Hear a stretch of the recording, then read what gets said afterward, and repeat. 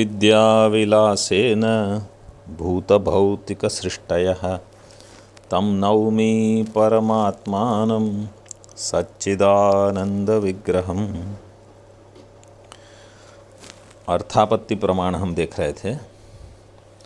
अर्थस्य आपत्ति ही अर्थापत्ति, षष्ठी तत्पुरुष समास करके अर्थापत्ति शब्द का वहाँ प्रयोग होता है प्रमा के अर्थ में। और अर्थस्य आपत्ति ही यस्मात् तत्, इस प्रकार बहुव्रीहि समास करने पर अर्थापत्ति शब्द का अर्थ होता है प्रमाण। तो अर्थापत्ति के ही दोनों है। और उपपाद्य ज्ञानेन उपपादक ज्ञानम, कार्य से कारण का ज्ञान होता है, उसको कहा है अर्थापत्ति। कल्पना शब्द से निश्चय लेना है। इस प्रकार अर्थापत्ति प्रमा और प्रमाण का लक्षण बताकर अब उसके भेद को बताते हैं। साच अर्थापत्तिर द्विविधा, दृष्टार्थापत्ति ही श्रुतार्थापत्तिश्च इति। दो प्रकार की है, एक दृष्ट अर्थापत्ति और एक श्रुत अर्थापत्ति। तत्र दृष्टार्थापत्तिर यथा इदं रजतम इति पुरोवर्तिनी प्रतिपन्नस्य रजतस्य नेदं रजतम इति तत्रैव निषिध्यमानत्वं सत्यत्वे अनुपपन्नम इति रजतस्य सद्भिन्नत्वं सत्यत्वात्यन्ताभाववत्वं वा मिथ्यात्वं कल्पयति इति। सत्यत्वात्यन्ताभाववत्वं, वो आ छूट गया है वहाँ, सत्यत्व अत्यंताभाववत्वं। दृष्टार्थापत्ति को बताते हैं, सरल है। यहाँ क्या कहा है कि इदम रजतम, सामने एक रजत है, तो मतलब शुक्ति में जो दिख रहा है वो रजत है। इदम रजतम मतलब शुक्ति में जो रजत भास रहा है वो पूर्ववर्तिनी प्रतिपन्नस्य रजतस्य नेदम रजतम इति तत्रैव निषिध्यमानत्वम। वहीं पर जब उसका निषेध होता है कि ये रजत नहीं है, तो वहाँ है उसके सत्यत्व का अत्यंत अभाव। तो तत्रैव निषिध्यमानत्वम सत्यत्वे अनुपपन्नम, अगर वो सत्य होता तो सत्यत्व का निषेध नहीं हो सकता। अगर वो रजत वास्तव में होती चांदी, तो निषिध्यमानत्वम न उपपन्नम। तो चूंकि उसका निषेध हो रहा है इसलिए वो सत्य नहीं हो सकता। निषिध्यमानत्वं सत्यत्वे अनुपपन्नम इति रजतस्य सद्भिन्नत्वं, सद्भिन्नत्वं सत्यत्वात्यन्ताभाववत्वं वा मिथ्यात्वं कल्पयति इति। तो जो ज्ञान से जिसका निषेध हो जाता है वो वस्तु मिथ्या होगी। ये अर्थापत्ति आपको निकालनी है यहाँ, कि ज्ञान से अगर किसी का निषेध हो गया तो वो सत्य नहीं हो सकता। तो जैसे अगर कोई कहता है कि ज्ञान से मोक्ष होगा, मतलब ज्ञान से बंध निवृत्ति होगी, इसका अर्थ क्या है? तो बंधन मिथ्या होना चाहिए। क्यों? क्योंकि वो ज्ञान से निवर्त्यमान है। तो देखो यहाँ ये जो वाक्य है ना, इसमें निषिध्यमानत्वम जो है, ये निषिध्यमानत्वम ये है उपपाद्य, और मिथ्यात्वम जो है वो है उपपादक। तो रजत के निषिध्यमानत्व ज्ञान से रजत के मिथ्यात्व का ज्ञान हुआ।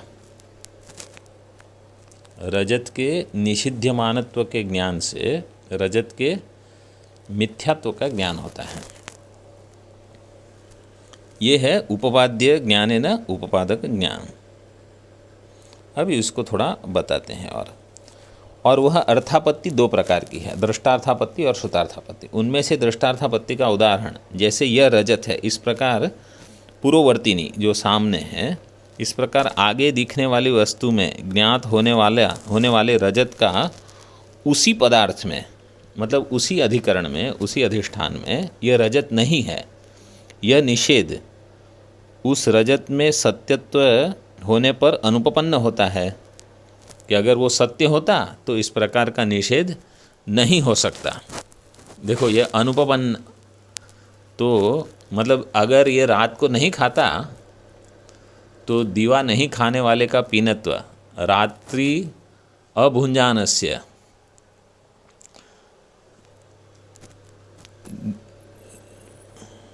नहीं क्या था वो, हाँ, दीवा अभुंजानस्य रात्रि भोजनेन विना पीनत्वम अनुपपन्नम। अगर वो जो दिन में नहीं खाता है और मोटा है तो बिना रात के भोजन के वो मोटा नहीं हो सकता। ऐसे ही इस यहाँ पर भी तो उसका सत्यत्व होने पर उसका निषेध अनुपपन्न होता है। इस कारण वह निषेध उस रजत में सद्भिन्नत्व या सत्यत्व, देखो यहाँ ठीक बताया, सत्यत्वात्यंताभावत्व रूप मिथ्यात्व की कल्पना करा देता है। तो यहाँ फिर वो सत्यत्व के अत्यंताभाव मतलब मिथ्यात्व का उसकी कल्पना करा देगा। क्या? वो निषेध। विवरण करते हैं। दृष्टार्थापत्ति एवं श्रुतार्थापत्ति भेद अर्थापत्ति के दो प्रकार हैं। उनमें से जिस अर्थापत्ति का विषय दृष्ट होता है उसे दृष्टार्थापत्ति कहते हैं। मतलब जो दृष्ट है विषय तो उसको दृष्टार्थापत्ति कहेंगे, और जो श्रुत विषय है तो उसको श्रुतार्थापत्ति कहेंगे। फिर श्रुत में एक लौकिक भी होगा, अलौकिक भी हो सकता है, दोनों हो सकते हैं। जैसे सामने दिखने वाले पदार्थ का प्रथम ग्रहण कैसे होता है, यह रजत है ऐसा ज्ञान होता है, परंतु किसी आप्त के कहने पर अथवा स्वयं वहाँ जाकर उसे हाथ में लेकर देखने के पश्चात यह रजत नहीं है ऐसा ज्ञान होता है। किसी आप्त पुरुष के कहने पर अथवा वहाँ स्वयं जाकर उसे जब हाथ में लेते हो तो यह रजत नहीं ऐसा ज्ञान होता है। वास्तव में वह रजत यदि सत वस्तुभूत पदार्थ होता तो उसका निषेध कैसे होता। अतः ऐसी कल्पना की जाती है कि यहाँ पर वास्तव में रजत की सत्ता नहीं, अर्थात रजत सत्य नहीं है। कभी कभी ये जो सांप से वो खेल कराते हैं ना, तो जब आप देखते हो तो आपको लगता है कि अगर ये सांप से खेलते हैं तो कुछ ना कुछ तो होगा यहाँ, मतलब या तो इनके जहरीले दांत निकाल दिए होंगे या सर्प ही जहरीला नहीं होगा, कुछ तभी ये हो सकता है, तो उसके बिना ये हो नहीं सकता। ऐसे या अभी कोई देखो आप कि बहुत एकदम सामान्य जीवन जीते हैं और एकाएक एकदम बहुत बड़ा घर ले लिया और ये वो, तो ले क्या चल क्या रहा कुछ तो हुआ रहेगा, नहीं तो ये तो लोग सभी अर्थापत्ति ऐसे लगाते हैं कि इसके बिना वो अनुपपन्न है, कुछ ना कुछ तो कारण होगा। मतलब ये सब लौकिक रोज ये काम में आते हैं, ये सब प्रमाण लोग उपयोग भी करते हैं। अभी आपके समझो आप नीचे खड़े हो और कहीं आपको धुआं दिख रहा है तो आपको तर्क संग्रह पढ़ने की ज़रूरत नहीं है। गृहम वन्यमान धूमवत्वात् ये सब पंच अवयव से अनुमान कोई नहीं करता। सीधे आग लगी है भागो या कुछ तो करो, तो सीधे ही ज्ञान हो जाता है। तो ये इसका उपयोग बहुत है। जिसके पास अधिक प्रमाण होता है उसकी प्रमा अधिक अच्छी होती है, अगर उसको प्रमाण का उपयोग ठीक ठीक करना आता है तो। और जिन्होंने अच्छी तरह से मतलब ये सब विचार किया है प्रमाणों का, खास करके जो अनुमान वगैरह लगाते हैं, तो उनको फिर जैसे राजा के मंत्री वगैरह होते हैं वो ऐसे होते हैं, क्योंकि वो बहुत सोच सकते हैं कि ये क्या होता है और उनकी दूरदृष्टि भी होती है। मतलब वो राजा भी हो सकते हैं, मंत्री तो मैंने ऐसे ही कहा क्योंकि मंत्री राजा हमेशा भोगी रहते हैं ज़्यादातर अथवा इस रजत में सत्यत्व का अत्यंत अभाव है। वास्तव में ये रजत यदि सत वस्तुभूत पदार्थ होता तो उसका निषेध कैसे होता। अतः ऐसी कल्पना की जाती है कि यहाँ पर वास्तव में रजत की सत्ता नहीं, अर्थात रजत सत्य नहीं है, वह सद्भिन्न अर्थात असत है। मिथ्या है अथवा इस रजत में सत्यत्व का अत्यंताभाव है। इस प्रकार उसके सत्यत्व अत्यंताभाववत्व रूप मिथ्यात्व की कल्पना की जाती है। यह मिथ्यात्व की कल्पना निषेध के कारण होती है और रजत तथा शुक्ति दोनों विषय दृष्ट हैं। अभी पहली बार यहाँ शुक्ति शब्द दे दिया क्योंकि मूल में तो शुक्ति बताया ही नहीं। रजत और शुक्ति दोनों विषय दृष्ट विषय हैं, इसलिए इसको कहते हैं दृष्टार्थापत्ति। इस कारण रजत की इस मिथ्यात्व कल्पना को दृष्टार्थापत्ति कहते हैं। इस प्रकार दृष्टार्थापत्ति के कारण रजत के मिथ्यात्व का निश्चय होता है, क्योंकि सत्य पदार्थ का त्रिकाल में भी निषेध होना संभव नहीं है। अब श्रुतार्थापत्ति का लक्षण एवं उदाहरण बताते हैं। श्रुतार्थापत्ति यथा यत्र श्रूयमाण वाक्यस्य, ये उनकी मतलब ये शैली है। हाँ, श्रुतार्थापत्तिर यथा ऐसे बताते हैं। एक नहीं तो कहेंगे श्रुतार्थापत्तिर नाम, श्रुतार्थापत्ति ही उसका नाम मतलब उसका निर्वचन, नहीं तो कहेंगे श्रुतार्थापत्ति है लक्षणम ऐसे करके। तो श्रुतार्थापत्तिर यथा क्या है वो? यत्र श्रूयमाण वाक्यस्य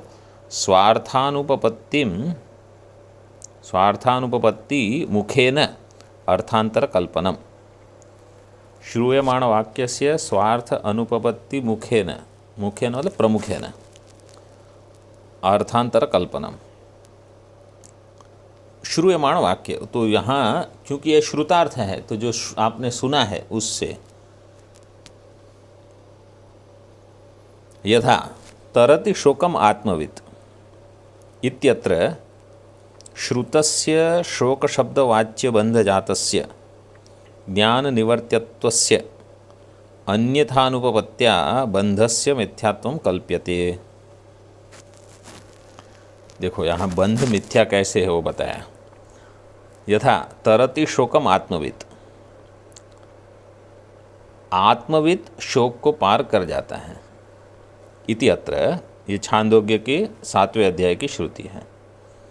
श्रुतस्य शोक शब्द वाच्य बंध जातस्य,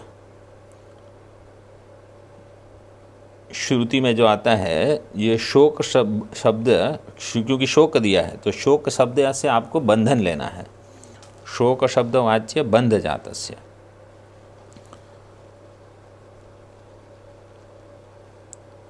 ज्ञान निवर्त्यत्वस्य, ये भी उसी का है। जो बंधन है वो कैसा है? बंधस्य ज्ञान निवर्त्यत्वस्य, जो कि ज्ञान से उसका निवर्तन होता है। कैसे पता चला ज्ञान निवर्त्यत्व है वो?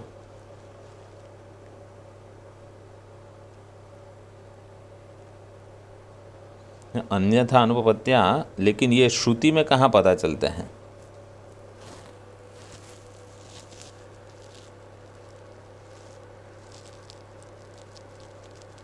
ये श्रुति है ना, तरति शोकम आत्मवित्, वहाँ कहाँ कहा है कि बंध ज्ञान निवर्त्य है? क्योंकि यहाँ कहते हैं श्रुतस्य शोक बंध वाच्य बंध जातस्य ज्ञान निवर्त्यत्वस्य, तो श्रुति में कहाँ दिया है वो? श्रुति में दिया है कि बंध ज्ञान निवर्त्य है? हाँ, जो आत्मज्ञानी मतलब आत्मा को जो जानेगा वो शोक से पार कर जाएगा। आत्मविद शब्द जो है वो ज्ञान के लिए है। आत्मानम वेत्ति इति आत्मविद, उस तो मतलब शोक आत्मज्ञान से चला जाएगा ऐसे बताया यहाँ।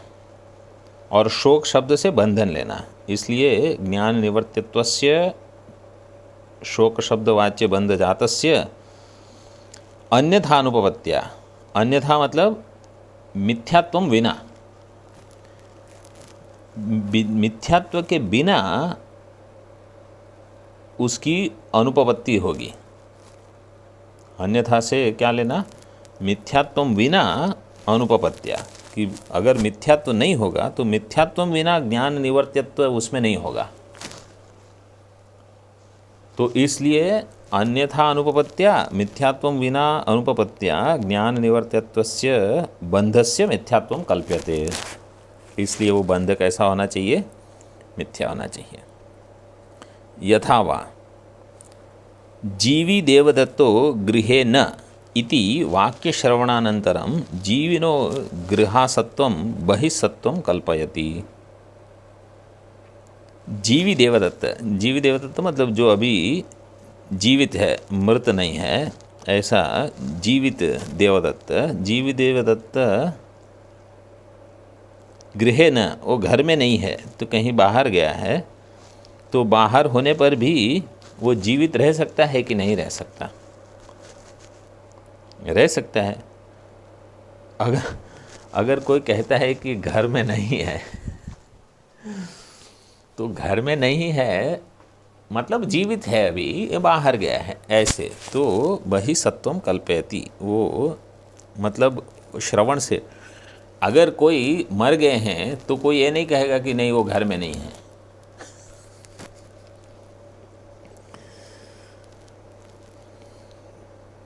अच्छा, अभी इसका अर्थ देख लो।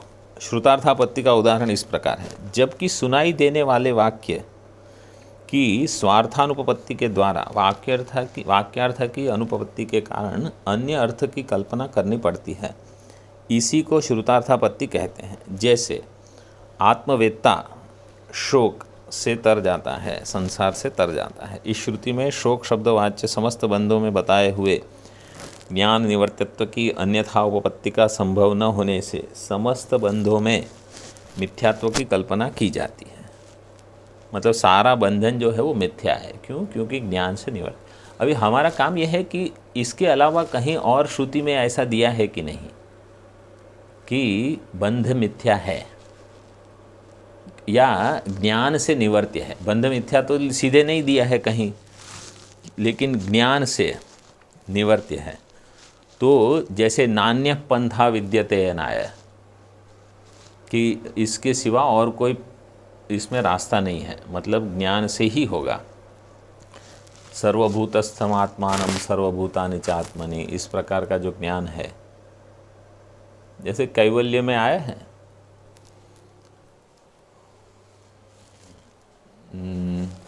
कैसे दिया है?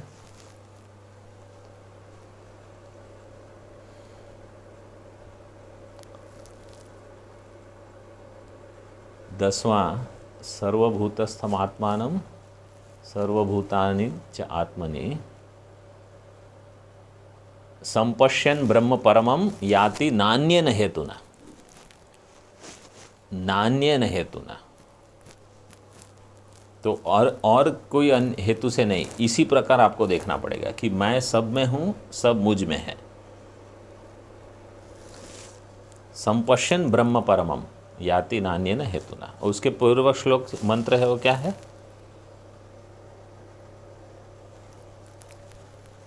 तदेव भूतम तदेव सर्वम यद भूतम यच्च भव, हाँ, यदेव भूतम यदेव सर्वम यद भूतम यच्च भव्यम सनातनम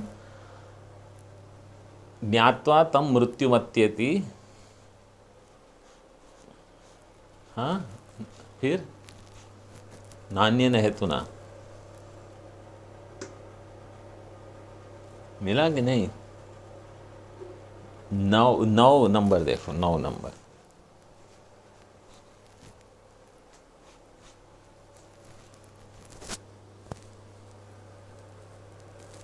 हाँ, नान्य पंथा विमुक्त है, मतलब ज्ञात्वा। हाँ, तो वहाँ दे दिया, देखो, ज्ञात्वा मृत्युम अत्येति, नान्य पंथा विमुक्त है।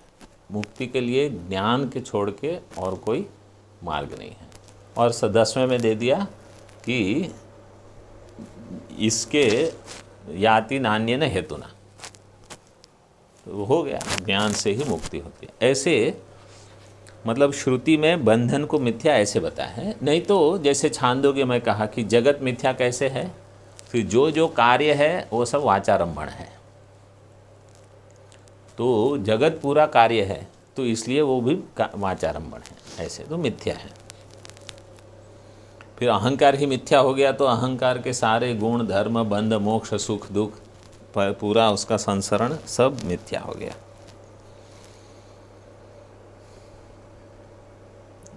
अथवा जीवित देवदत्त घर में नहीं है। इस वाक्य के सुनने पर जीवित पुरुष का घर में न होना उसके बहिःसत्व की कल्पना कराता है कि जीवित पुरुष घर में नहीं है, मतलब वो बाहर कहीं है और जीवित भी है, बहिःसत्व की कल्पना कराता है।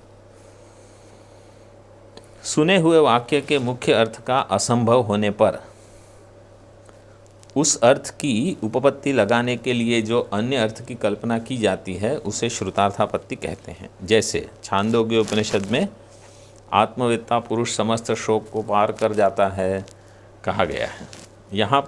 यहाँ शोक शब्द का अर्थ कर्तृत्वादि समस्त बंध है और ज्ञान से उसकी निवृत्ति होती है, ऐसा श्रुति का आशय है। परंतु श्रुति का यह अर्थ उपपन्न उत्त हटा दो,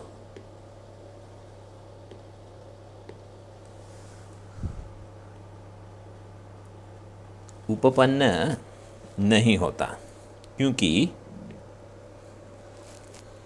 उपपन्न शब्द कैसे बनता है?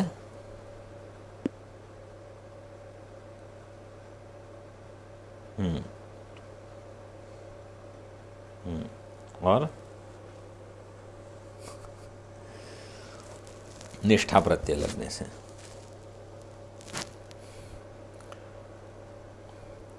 तो ऐसे बोलना है, उपसर्ग पूर्वक पद धातो हो निष्ठा प्रत्यांत रूपम।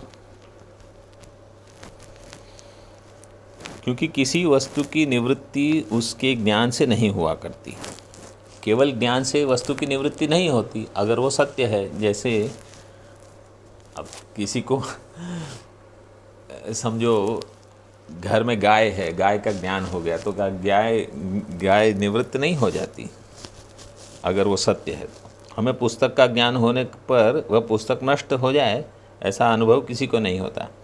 ज्ञान केवल अज्ञान का निवर्तक होता है। इसलिए इस श्रुतार्थ की अनुपपत्ति होती है। अतः श्रुतार्थ की अनुपपत्ति मतलब ये सुनने पर आपको लगता है कि यहाँ कुछ तो और होना चाहिए। जब आप कुछ सुनते हो तो बीच में कुछ बताया नहीं है, लेकिन वो आपको समझना पड़ेगा। ये है श्रुतार्थानुपपत्ति। क्योंकि आपको लगता है, जैसे हम कहते हैं ना कि समथिंग इज मिसिंग, यहाँ कुछ तो नहीं बताया गया है लेकिन होना चाहिए, क्योंकि उसके बिना ये आपने एक चीज़ बताई, तीसरी चीज़ बताई, दूसरी बताई नहीं, तो दूसरे के बिना तीसरा हो नहीं सकता। इसे कहीं ना कहीं कुछ है। वैसे अगर कह दिया कि ज्ञान से संसार की निवृत्ति हो जाएगी, शोक की निवृत्ति हो जाएगी, तो ज्ञान से तो केवल अज्ञान की निवृत्ति होती है, और आप कहते हो कि ज्ञान से शोक की निवृत्ति होगी, मतलब शोक वगैरह है वो अज्ञान के ही कार्य होने चाहिए, तो अज्ञान की निवृत्ति से ये सब जाएंगे। तो हम अज्ञान से मतलब मैं गलती से समझ रहा हूँ कि मैं संसारी हूँ, मैं गलती से समझ रहा हूँ कि मैं बद्ध हूँ। कहाँ बंधन वगैरह कुछ नहीं है मुझ में, ऐसे समझना है। ज्ञान से हाँ जो नष्ट होने योग्य है समस्त बंध, उसकी उपपत्ति लगाने के लिए ये है ज्ञान निवर्त्य है। यह सिद्ध करने के लिए बंध अज्ञान मूलक है, शुक्ति रजतादि के समान वास्तव में न होकर अज्ञान से ही भासित होता है, ऐसी कल्पना करनी पड़ती है। यही श्रुतार्थापत्ति है। इस रीति से आत्मा के दुखित्वादि को मिथ्या सिद्ध करना ही अर्थापत्ति प्रमाण का उपयोग है। यहाँ ऊपर टिप्पणी में एक प्रश्न कहीं आया है कि ये अद्वैतियों को अर्थापत्ति की क्या ज़रूरत है, ऐसे कुछ से ऊपर आया था शायद, टिप्पणी में एक जगह है। बोले अद्वैती अर्थापत्ति प्रमाण इसलिए उपयोग करते हैं कि उनको जगत को मिथ्या सिद्ध करना है, ऐसा मैं भूल गया बताने को, आप देख लेना उसको, टिप्पणी में है किधर। तो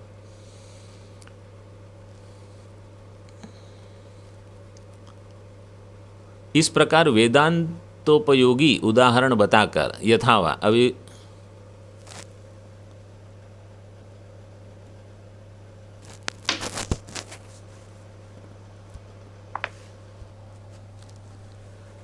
हाँ, तो लौकिक उदाहरण अभी बताते हैं, वेदांत उपयोगी उदाहरण बता दिया।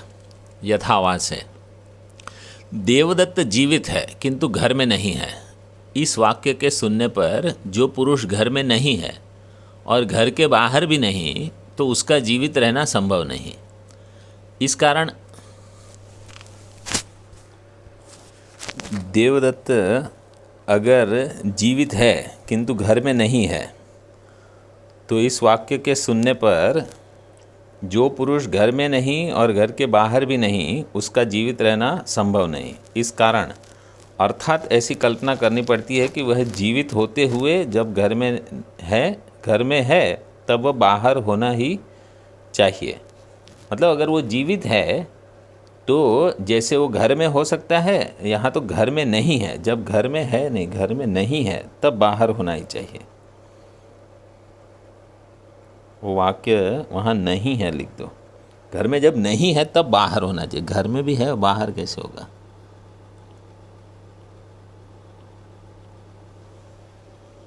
इस प्रकार कल्पना करना भी श्रुतार्थापत्ति का ही उदाहरण है। इस रीति से श्रुति शब्द से ज्ञान होने वाले अर्थ की उपपत्ति लगाने के लिए उसके उपपादक, उपोद्बलक अन्य अर्थ की कल्पना करना ही श्रुतार्थापत्ति कही जाती है। मतलब जो आपने श्रवण किया, या है उपनिषद से श्रवण किया या लौकिक श्रवण किया, उससे किसी और अर्थ को आप लगाते हो कि अगर ये है तो और कुछ होना चाहिए, ऐसे वो उपपाद्य ज्ञान से उपपादक ज्ञान बताया। अब इसी श्रुतार्थापत्ति के अवान्तर भेदों को बताते हैं कि और दो भेद। पहले कहा दृष्टार्थापत्ति, श्रुतार्थापत्ति। अब श्रुतार्थापत्तिश्च द्विविधा, अभिधान अनुपपत्ति ही अभिहित अनुपपत्तिश्च। एक है अभिधान अनुपपत्ति, एक है अभिहित अनुपपत्ति। तत्र यत्र वाक्यैकदेश श्रवणे अन्वय अभिधान अनुपपत्त्या, वाक्यैक देश श्रवणे अन्वय अभिधान उपपत्त्या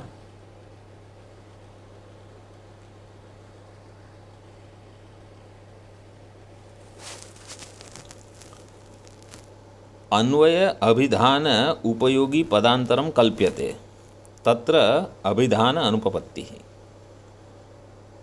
वाक्य के एक देश के श्रवण से वहाँ अन्वय अभिधान हो नहीं रहा है। अन्वय अभिधान मतलब वो वाक्य बैठ नहीं रहा है। अन्वय अभिधान अनुपपत्त्या, उस अन्वय अभिधान के उपयोगी पदांतर की कल्पना, यहाँ और एक कुछ पद होना चाहिए, उसको कहते हैं अभिधान अनुपपत्ति ही। मतलब अभिधानानुपपत्ति रूप श्रुत्यर्थापत्ति या श्रुतार्थापत्ति। श्रुतार्थापत्ति का ही दूसरा नाम है श्रुत्यर्थापत्ति भी है। जैसे आपको दूसरा उदाहरण देते हैं।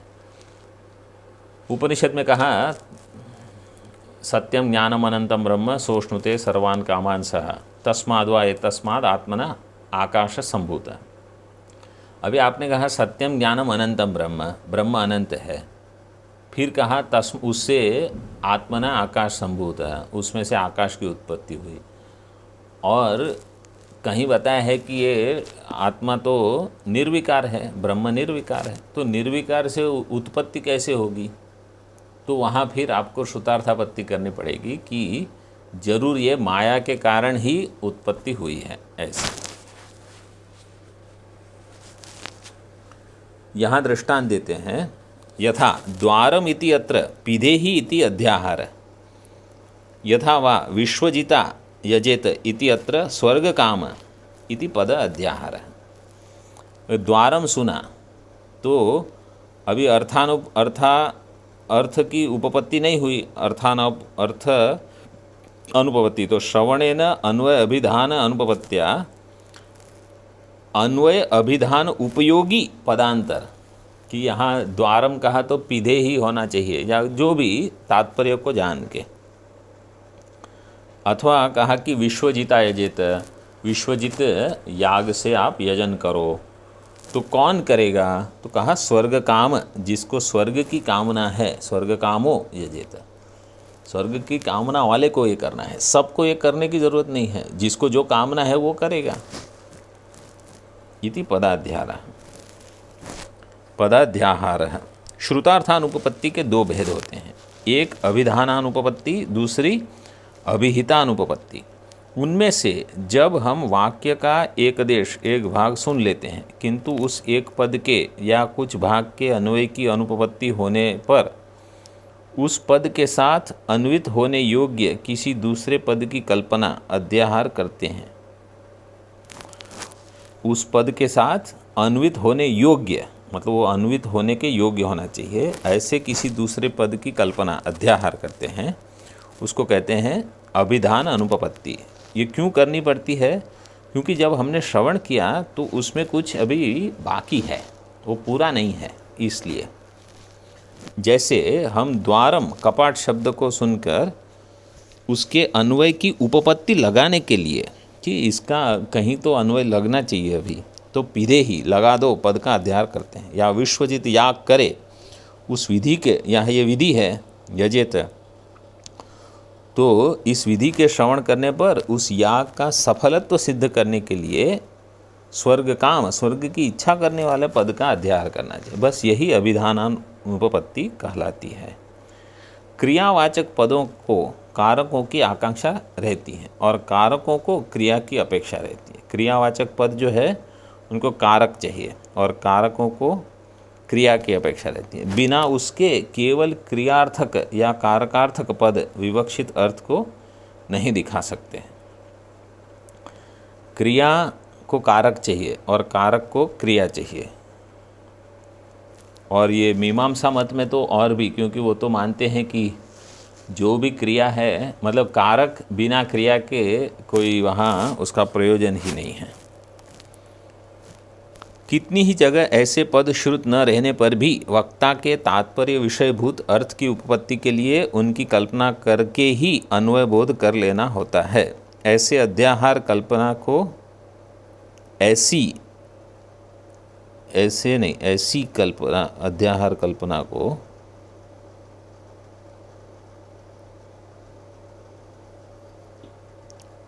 अभिधानानुपपत्ति रूप अर्थापत्ति कहते हैं। जैसे किसी कार्य में अत्यंत व्यग्र हुआ व्यक्ति शीघ्रता के कारण द्वार द्वार इतना कहकर ही चुप हो जाता है। उस समय वहाँ की सब परिस्थिति देखकर उस वक्ता के तात्पर्य विषयभूत अर्थ की उपपत्ति लगाने के लिए द्वार इस कर्मवाचक पद को इस समय लगाओ, इस क्रियावाचक पद की ही आकांक्षा है, यह समझकर उस पद का अध्याहार कर उस वाक्य को पूर्ण करते हैं। यही अभिधानानुपपत्ति है। इसी अभिधानानुपपत्ति का मीमांसक सम्मत वैदिक उदाहरण है यथावा इस वाक्य से दिखाया है। किसी पुरुष की फलरहित कर्म में प्रवृत्ति नहीं होती। श्रुति ने विश्वजिता यजेत, विश्वजित संज्ञक याग करे ऐसा कर्म का विधान किया है। परंतु वायव्यम श्वेतमालभेत पशु कामः, जिसे पशु की कामना हो वह वायु देवता को उद्देश्य कर श्वेत पशु का आलंबन करे इत्यादि विधि के समान प्रत्यक्ष कोई फल नहीं कहा है। कहा विश्वजिता यजेत में, तो इसको इसीलिए वहाँ कहा कि ये विश्वजित न्याय कहते हैं कि मीमांसा में, वेद में मीमांसा लोग कहते हैं, मीमांसक, कि जहाँ जहाँ किसी भी फल का नाम नहीं लिया गया तो वो सारे कर्म स्वर्ग के लिए हैं, ऐसे समझना चाहिए। जैसे पशु काम है तो बोल दिया कि आपको पशु की कामना है, और नहीं तो कह दिया कि वृष्टि काम है, आपको बारिश की ज़रूरत है, कारिरी याग करें। लेकिन जहाँ फल नहीं कहा तो सारे ऐसे कर्मों का फल है स्वर्ग। ऐसे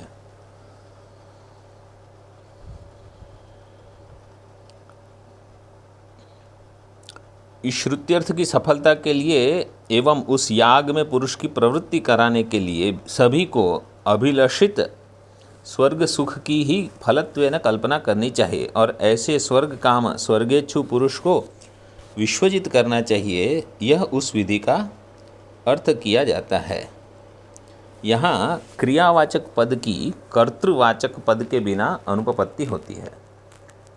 मतलब अगर क्रिया नहीं है और केवल कारक है, या यहाँ क्या है, यजेत दिया है, क्रिया दी है। देखो द्वारम पिधेहि में क्रिया नहीं दी थी, कारक दिया था। यहाँ दिया है विश्वजिता यजेत, लेकिन कौन वो नहीं दिया। तो अन्यथा तो यहाँ क्या, क्रियावाचक पद की कर्तृवाचक पद के बिना अनुपपत्ति होती है, इसलिए कर्तृवाचक पद का यहाँ अध्याहार करना पड़ता है। अन्यथा उस विधि की उपपत्ति का संभव नहीं तो ये विधि जो है वो उसकी संगति नहीं बैठेगी। अन्वय की अनुपपत्ति होने पर विश्वजिता इत्यादि विधि दर्शक पद उपपाद्य है। विश्वजिता है वो उपपाद्य, और स्वर्ग काम ये उपादक पद की कल्पना करनी पड़ती है। अतः प्रकृत स्थल में अर्थापत्ति के लक्षण का समन्वय हो गया, तो ये अर्थापत्ति है। इस प्रकार अन्य भी उपपाद्य उपादक को पहचान कर प्रकृत लक्षण का समन्वय कर लेना चाहिए। अब यहाँ पे एक शंका देते हैं और उसका समाधान देते हैं। प्रश्न क्या है, ननु द्वारम इत्यादौ अन्वय अभिधानात् पूर्वम इदम अन्वय अभिधानम पिधान उपस्थापक पदम विना अनुपपन्नम इति कथम ज्ञानम इति चेत। प्रश्न करते हैं कि द्वारम, ये हमने सुना, द्वारम इति इत्यादौ अन्वय अभिधानात् पूर्वम, अन्वय अभिधान करने के पहले, अन्वय अभिधानात् पूर्वम इदम अन्वय अभिधानम, क्या पिधान, ये पिधान शब्द डालना पड़ेगा। मतलब इसमें पहले क्या आपको आता है, पहला ज्ञान क्या होता है, पहले ये ज्ञान होता है कि यहाँ कुछ चाहिए, इसलिए एक पद का अध्याहार करना पड़ेगा, कि पहले ये ज्ञान होता है कि यहाँ पद का अध्याहार करना पड़ेगा, फिर लगता है कि यहाँ पीधे ही ये शब्द को रखना है। वो यहाँ प्रश्न उठाते हैं। द्वारम इत्यादौ अन्वय अभिधानात् पूर्वम इदम अन्वय अभिधानम, ये उसके अन्वय का अभिधान है। मतलब ये पीधे ही शब्द जो है, पिधान उपस्थापक पदम, ये वहाँ अन्वय करेगा। ये विना अनुपपन्नम इति कथम ज्ञानम इति चेत, तो अगर वो पद नहीं है, पिधान उपस्थापक पदम विना अनुपपन्नम, अन्वय का अभिधान अगर पीधे ही वहाँ नहीं है, तो आपको अर्थापत्ति कैसे होगी। मतलब पहले अर्थापत्ति होती है कि पहले ज्ञान होता है, ये प्रश्न है। कथम ज्ञानम, तो इसको पहले समझ लो, अब पूरा इसमें पढ़ लोगे तो बाद में स्पष्ट हो जाएगा। तो उत्तर देते हैं ना, अभिधान पद को अगर आप कर्ण व्युत्पत्ति से लोगे ना,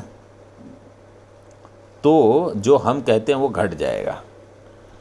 आप जो कहना चाहते हो उसमें भावे व्युत्पत्ति ले रहे हो आप। देखो, अभिधान पदेन कर्ण व्युत्पत्त्या तात्पर्यस्य विवक्षितत्वात्, पहले आपको यहाँ लगता है कि यहाँ कुछ तात्पर्य होना चाहिए। अभिधान शब्द का कर्ण व्युत्पत्ति से तात्पर्य शब्द ऐसे मानते हैं, मतलब अन्वय नहीं, तात्पर्य। कि तात्पर्य क्या है यहाँ, ये मुख्य है। तथा च द्वार कर्मक पिधान क्रिया संसर्ग परत्व पिधान उपस्थापक पदम विना अनुपपन्नम इति ज्ञानम तत्रापि संभाव्यते। द्वार कर्मक, द्वार जिसका कर्म है, ऐसी पिधान क्रिया, द्वार कर्मक पिधान क्रिया संसर्ग परत्व पिधान उपस्थापक पदम विना, पिधान मतलब पिधे ही, ये पद क्या है कि ये पद आपको पिधान क्रिया बताता है। पिधान क्रिया किसकी, कौन, उसका कर्म क्या होगा, पिधान क्रिया का कर्म होगा द्वारम। तो इसलिए दिया द्वार कर्मक पिधान क्रिया संसर्ग परत्व पिधान उपस्थापक पदम विना, इसके बिना अनुपपन्नम, मतलब उसके बिना ये वाक्य का यहाँ प्रयोजन नहीं लग रहा, इसलिए वो ज्ञान की संभावना है। अनुपपन्नम इति ज्ञानम तत्रापि संभाव्यते, इति ज्ञानम तत्रापि संभाव्यते का अर्थ है कि यहाँ इस प्रकार का ज्ञान हो सकता है। कौन सा? अर्थापत्ति ज्ञान। अर्थापत्ति ज्ञान यहाँ हो सकता है, वो यहाँ बता रहे हैं। देखो आगे अर्थ में, द्वारम इत्यादि एकदेश रूप वाक्य के उस पद का अन्वय अमुक पद के साथ है, इस प्रकार अन्वय का कथन करने से पूर्व, मतलब इसका अन्वय विधेयी शब्द के साथ होना चाहिए, उसके पूर्व द्वार पद का अन्वय अभिधान विधान अर्थक पद न होने से ही अनुपपन्न हुआ, यह आपने कैसे जाना? मतलब आपको ये कैसे पता चला कि विधान शब्द नहीं है, इसलिए यहाँ कोई शब्द चाहिए? विधान अर्थक पद न होने से ही ये अनुपपन्न हुआ अन्वय अभिधान, ये आपने कैसे जान लिया? मतलब ये ज्ञान कैसे हुआ? अगर आप ऐसा पूछते हो तो ये उचित नहीं है। क्यों? क्योंकि हमें अभिधान पद से कर्ण व्युत्पत्ति के द्वारा तात्पर्य अर्थ विवक्षित है, अन्वय नहीं। तो मतलब हम तात्पर्य देखते हैं कि ये कहना क्या चाहते हैं, ऐसे नहीं कि वाक्य में कुछ नहीं है इसलिए। वाक्य के पहले तात्पर्य को देखो, तात्पर्य ज्ञान से आपको पता चलेगा। इस कारण द्वार कर्मक परिधान क्रिया ही उस वाक्य का अर्थ है, विधानवाचक पद के बिना ही अनुपपन्न हुआ है। द्वार कर्मक विधान क्रिया जो उस वाक्य का अर्थ विधानवाचक पद के बिना ही अनुपपन्न है, बिना विधान के वो द्वारम, वो वाक्य पूरा नहीं है। यह ज्ञान उस एकदेश रूप वाक्य में भी हो सकता है। मतलब विधान शब्द का अभाव जो है ना, उससे अन्वय बोध का अभाव होगा, और अन्वय बोध के अभाव से अनुपपत्ति हो नहीं सकती। अनुपपत्ति का अभाव कैसे होगा, ये प्रश्न है, वो विवरण में थोड़ा और स्पष्ट करते हैं। अभिधान का अर्थ है अन्वय, और उसकी अनुपपत्ति का अर्थ है अन्वय बोध का अभाव। यह अभिधान अनुपपत्ति का अर्थ है। अभिधान अनुपपत्ति का अर्थ ये है कि अन्वय बोध का अभाव, कि यहाँ कुछ अन्वय नहीं हो रहा है। प्रथम द्वार कर्मक विधान, जिसमें द्वार कर्म है ऐसी विधान क्रिया, इस प्रकार यदि अन्वय बोध होगा तो वह अन्वय बोध विधानार्थक पद के अभाव में कैसे हो सकता है? अगर विधान शब्द ही बताया नहीं तो आपको ये अन्वय बोध कैसे होगा कि ये द्वार कर्मक विधान क्रिया, ये क्रिया के बारे में बोल रहे हैं। और अगर अन्वय बोध नहीं हुआ, अन्वय बोध ही यदि न हो, तो अमुक अन्वय बोध की अमुक पद के न होने से अनुपपत्ति हुई, यह ज्ञान भी कैसे हो सकेगा? और उस ज्ञान का होना यदि संभव नहीं, तो आप विधानार्थक पद के बिना इस अन्वय बोध के अनुपपन्न होने से विधेयी पद का अध्याहार करने की कल्पना किस पर से करते हैं, मतलब कैसे करते हैं? तो यहाँ देखो कहना क्या चाहते हैं कि अगर अन्वय बोध नहीं हुआ तो अमुक अन्वय बोध की अमुक पद के न होने से अनुपपत्ति। ये अन्वय बोध इसलिए नहीं है कि यहाँ एक पद नहीं है। ये ज्ञान कैसे होगा? क्योंकि अन्वय बोध नहीं हुआ, वो आप कहते हो कि ये पद नहीं है इसलिए हो रहा है। तो पद नहीं होने पर अन्वय बोध नहीं हो रहा, और अन्वय बोध जो है वो अगर नहीं है तो कौन सा पद वहाँ नहीं है जिसके कारण अन्वय बोध नहीं हुआ, ये आप कैसे कल्पना कर सकते हो? और उस ज्ञान का होना यदि संभव नहीं, तो आप विधानार्थक पद के बिना इस अन्वय बोध के अनुपपन्न होने से विधेयी पद का अध्याहार करने की कल्पना कैसे करते हो? यह शंका ठीक नहीं है। अभी कैसे देखो बताते हैं। क्योंकि भावे व्युत्पत्ति का व्युत्पत्ति को स्वीकार करके, मतलब भाव अर्थ में अब उसकी व्युत्पत्ति करोगे तो क्या होगा, अभिधान शब्द का अन्वय बोध रूप अर्थ यदि माना जाए, अभिधान का अन्वय अर्थ, तो आपका दिया हुआ दोष हमारे पक्ष में आता है, परंतु हमने उस अर्थ से अभिधान शब्द का प्रयोग नहीं किया। अभिधान अभि उपसर्ग पूर्वक धा धातु से बनता है, और क्या प्रत्यय लगेगा वहाँ, ल्यूट प्रत्यय लगता है। इसको दुधाएं धारणे जो धातु है ना, उससे बनेगा,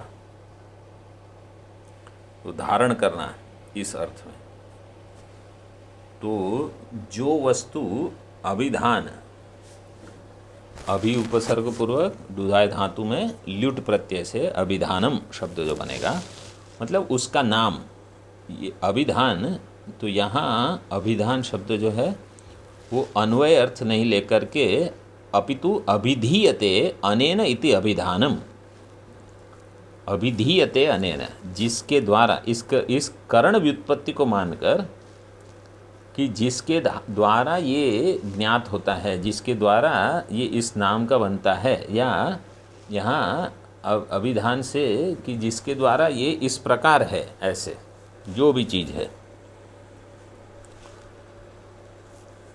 इसको इस करण व्युत्पत्ति को मानकर अभिधानानुपपत्ति शब्द का प्रयोग किया है। अभिधान शब्द का अर्थ है तात्पर्य। उन्होंने देखो क्या लिया था, अभिधान शब्द का अर्थ अन्वय बोध। भाव व्युत्पत्ति में अभिधान शब्द का अर्थ उन्होंने लिया अन्वय बोध।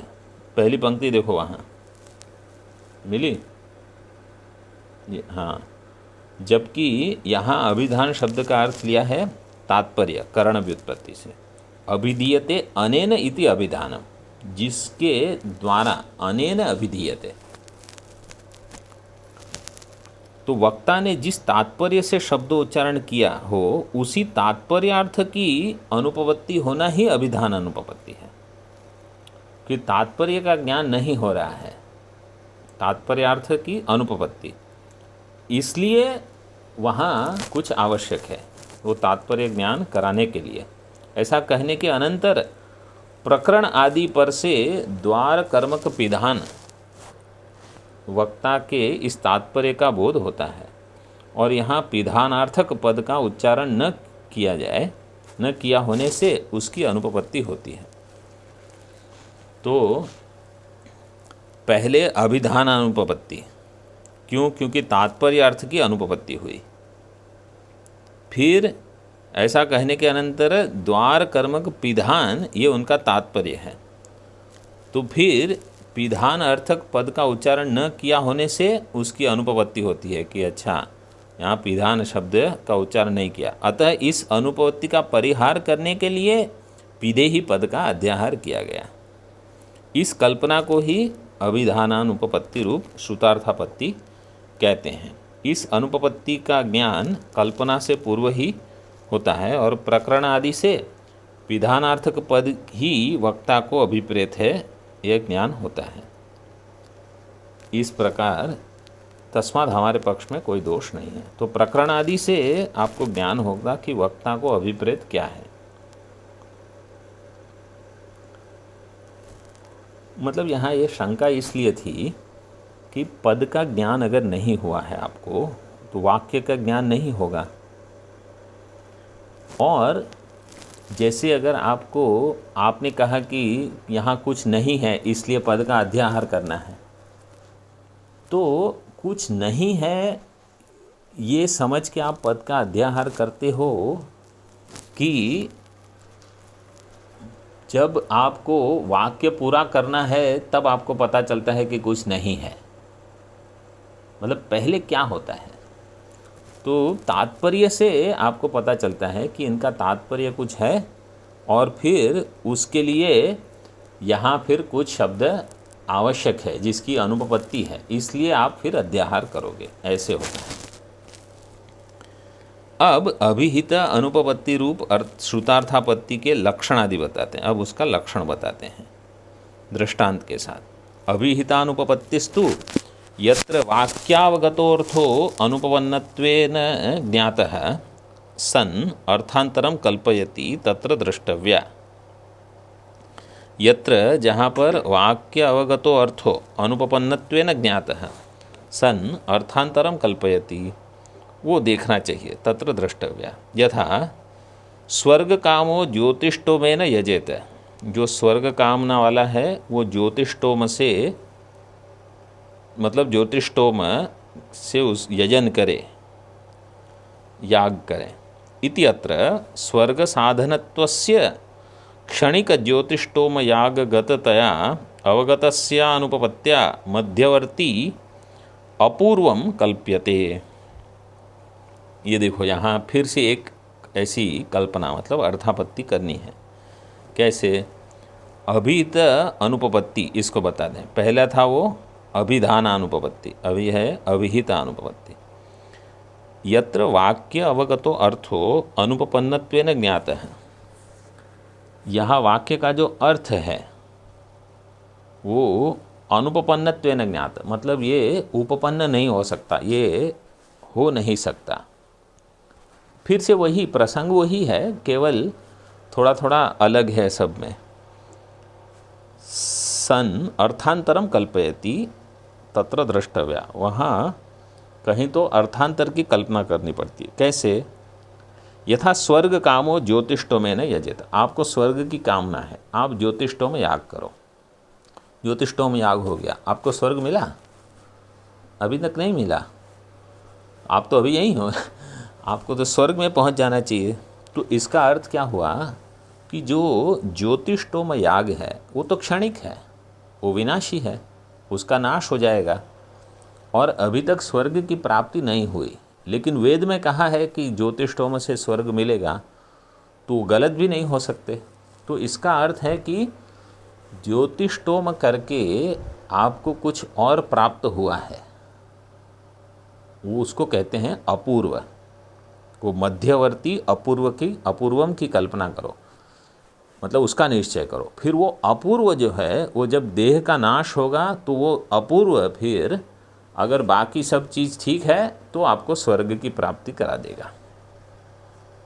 तो इस प्रकार स्वर्ग साधन जो है, स्वर्ग साधन क्या है? याग है। इस याग में क्षणिक ज्योतिष्टोम याग गततया, ज्योतिष्टोम याग है वो तो क्षणिक है, क्षणिक मतलब जो उत्पन्न हुआ उसका तुरंत नाश हो जाएगा थोड़े समय के बाद। वो याग आपको स्वर्ग का साधन कैसे बनेगा? चूँकि नहीं बन सकता है सीधे, इसलिए उसके मध्य में एक अपूर्व की कल्पना आपको करनी पड़ेगी कि वो अपूर्व उत्पन्न करेगा, जिसको अदृष्ट वगैरह कहते हैं, जिसके द्वारा फिर स्वर्ग प्राप्त होगा।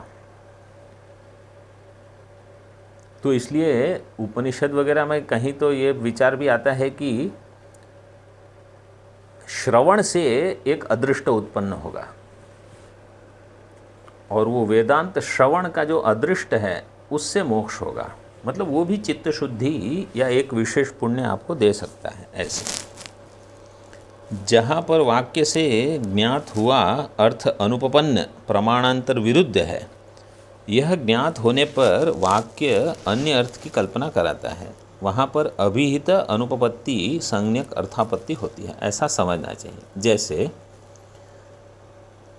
मतलब जहाँ प्रमाणांतर से कोई विरोध हो रहा है तो यह ज्ञात होने पर वाक्य अन्य अर्थ की कल्पना कराता है, वो आपको समझना चाहिए। उसको कहते हैं अभिहित अनुपपत्ति। जैसे स्वर्गेच्छु पुरुष ज्योतिष्टोम में याग करे, इस वाक्य में क्षणिक ज्योतिष्टोम याग गतत्वेन अवगत हुए स्वर्ग साधनत्व की अनुपपत्ति होने से, कि क्षणिक याग जो है वो तो सीधे स्वर्ग का साधन नहीं है, इसलिए क्षणिक याग यह साधन है और स्वर्ग प्राप्ति यह फल है। इनके मध्यवर्ती अपूर्व की कल्पना की जाती है, इनके बीच में एक अपूर्व होना चाहिए। प्रमाणभूत वाक्य का अर्थ उपपन्न होने के लिए उस वाक्यार्थ से बहिर्भूत अर्थ की कल्पना किए बिना अन्य मार्ग ही नहीं है। अगर प्रमाणभूत वाक्य आपने सुना तो उसका अर्थ घटाने के लिए उसके वाक्य में जो नहीं कहा गया है उसके बहिर्भूत अर्थ की एक कल्पना करनी पड़ती है। उसके बिना अन्य मार्ग ही नहीं है, क्योंकि बिना उसके उस वाक्यार्थ में पुरुष प्रवृत्ति का होना संभव ही नहीं है। प्रवृत्ति का नहीं, पुरुष प्रवृत्ति का होना। अतः ऐसे वाक्य की व्यवस्था लगाने के लिए अन्य वाक्यार्थ बहिर्भूत पदार्थ की कल्पना करनी पड़ती है। यही अभिहित अनुपपत्ति है, क्योंकि यहाँ अभिहित उक्त अर्थ की अनुपपत्ति है। अभिहित मतलब जो बताया गया है, उक्त। जैसे स्वर्गेच्छुक पुरुष ज्योतिष्टोम याग करे, इस वाक्य से याग स्वर्ग का साधन है ऐसा ज्ञात होता है, परंतु यह श्रुत्यर्थ ठीक नहीं बैठता, क्योंकि क्रिया क्षणिक होती है और देवता के उद्देश्य से हवि प्रक्षेप रूप क्रिया ही याग है। देवतोद्देश्य न द्रव्य परित्याग है याग है, याग की परिभाषा है। ज्योतिष्टोम याग क्षणिक है, याग होते ही वह कर्म समाप्त नष्ट हो जाता है, और याग के होते ही यजमान स्वर्गस्थ हुआ दिखाई नहीं देता। याग के समाप्त होने पर कोई स्वर्ग में जा रहा है ऐसा तो दिख नहीं रहा है। स्वर्ग का साधन ही यदि ऐसा विनाशी है तो उससे स्वर्ग कैसे साधा जाएगा? कारण के ही नष्ट होने पर कार्य कैसे होगा? इस कारण श्रुति से बताया हुआ अर्थ याग स्वर्ग का साधन है अनुपपन्न होता है।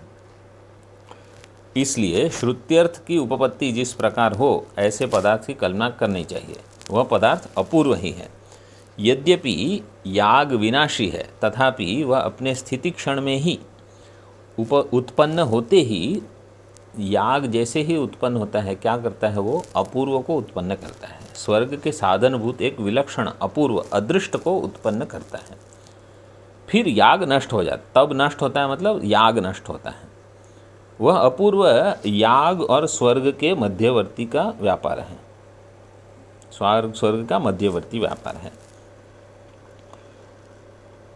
उस व्यापार से युक्त हुए याग से कालांतर में स्वर्ग रूप फल प्राप्त हो सकता है। कालांतर में स्वर्ग रूप फल मिल सकता है।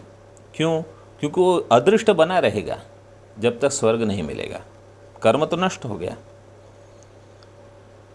तो देखो, इसलिए ये लोग क्या कहते हैं, इसलिए ईश्वर नहीं चाहिए ना उनको, क्योंकि वो अपूर्व फल दे देगा। आपको ईश्वर की क्या ज़रूरत है? लेकिन अपूर्व भी तो जड़ ही है, उसको कहाँ समझेगा कि किस जीव के लिए है ये,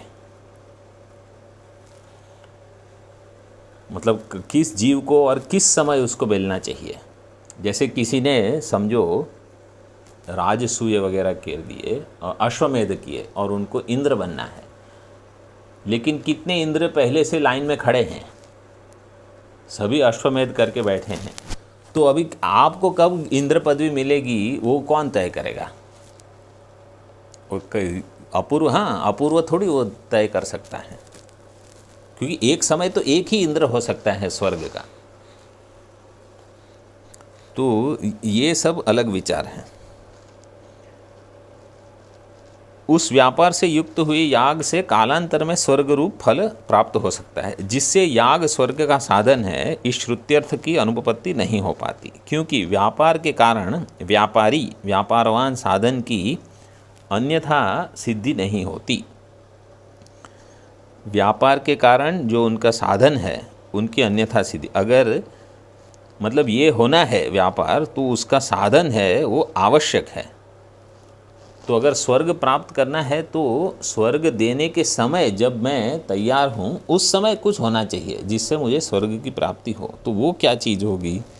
वो कहते हैं उसको बिठाने के लिए इस प्रकार पुरुष के स्वर्गगामित्व की उपपत्ति लगाने के लिए आत्मा देह से भिन्न है ऐसी कल्पना करना भी अभिहितानुपपत्ति है। ये भी है कि स्वर्ग में जाएगा कौन? तो शरीर तो यहाँ मर जाएगा, उसको तो जला दिया जाएगा।